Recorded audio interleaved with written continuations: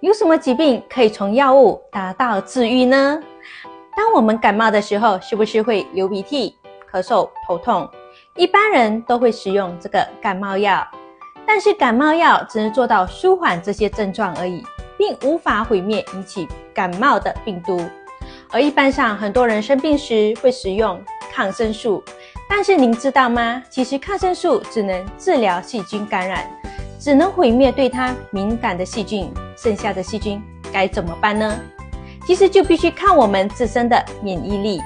而且如果使用过量的话，病人不会死于细菌感染，但会死于肝肾衰竭。所以治疗只是使用药物来舒缓疾病的症状，控制病情的恶化，而治愈是靠我们自身的免疫力。全世界最好的医生就是我们的免疫系统，所以免疫系统必须足够的强大，才能让我们从疾病中